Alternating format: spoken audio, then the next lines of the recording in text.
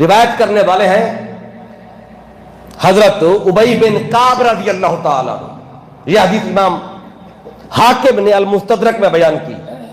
ابی بن کعب کہتے ہیں کہ میرا کھلیان تھا، اس میں کھجوریں پڑی تھی، کھجوریں رکھی ہوئی تھیں۔ کہتے ایک دن میں رات کو پہرا دینے کے لیے بیٹھا ہوا تھا کھجوروں پر۔ کہتے فَإِذَا هُوَ بِدَابَةٍ تَشْبَهُ الْغُلَامَ الْمُحْتَلِمَ۔ کہتے میں بیٹھا ہوا تھا تو اچانک ایک جانور آیا۔ کہتے ہیں وہ باقی تو سارا جانور تھا لیکن اس کا منہ جو تھا وہ انسانوں کی طرح تھا۔ تشبہ الغلام، وہ ایک بالغ لڑکے کی شکل میں تھا، باقی سارا جسم اس کا جو تھا وہ جانوروں کی طرح تھا۔ کہتے جب وہ آیا، اب جو کہتے ہیں نا بھی جنات آبادی میں نہیں آتے، وہ ذرا ان حدیثوں کو غور سے پڑھیں۔ پہلی حدیث بخاری سے پڑھی، اب یہ حاکم المستدرک میں بیان کرتے ہیں۔ تو کہتے ہیں وہ جانور کی طرح تھا، بالغ لڑکے کی طرح لگتا تھا چہرہ اس کا۔ تو کہتے ہیں فسلم، تو میں نے اس کو سلام کیا، فرد السلام، اس نے میرے سلام کا جواب دیا، تو اس نے سلام کا جواب دیا۔ تو کہتے ہیں میں نے اس سے کہا کل تو ما انتا اجنی ام انسی، کہتے ہیں میں نے اس سے کہا تو انسان ہے کہ جن ہے؟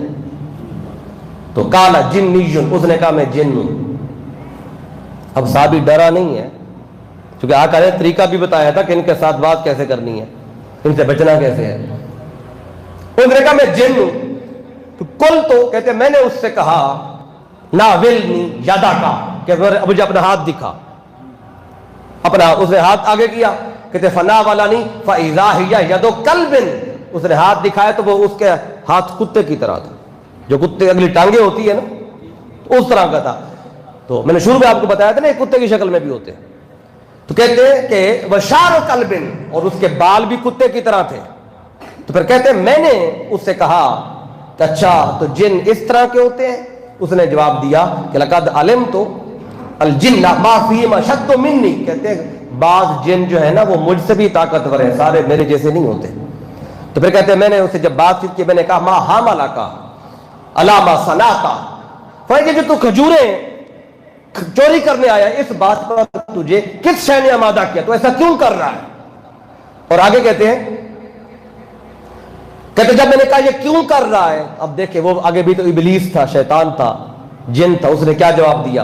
وہ کہنے لگا کہ ابی بن کعب سے کہنے لگا کہ بالغنی انک راجل تحب صدقہ، وہ کہتے ہیں ہمیں پتہ چلا ہے کہ تو صدقے سے محبت کرتا ہے، تو صدقہ کرتے ہوئے تجھے اچھا لگتا ہے، تو ہمیں پتہ چلا تو صدقہ کرنے سے پیار کرتا ہے۔ تو کہنے لگا فَحَبَبْنَا أَن نُصِيبَ مِن طَعَامِكَ، تو کہتے ہیں پھر ہم نے سوچا کہ چونکہ تو صدقہ کرنے سے پیار ہی کرتا ہے نا تو ہم اپنا حصہ خود ہی لے لیں، کیونکہ تجھے صدقہ کرنا اچھا لگتا ہے، صدقہ کرنا تجھے۔ فَأَحْبَبْنَا أَن نُصِيبَ مِن طَعَامِكَ، تو ہم نے سوچا کہ چلو تیرے حصے میں سے ہم اپنا حصہ خود ہی لے جائیں، تو اس لیے میں لینے آ گیا۔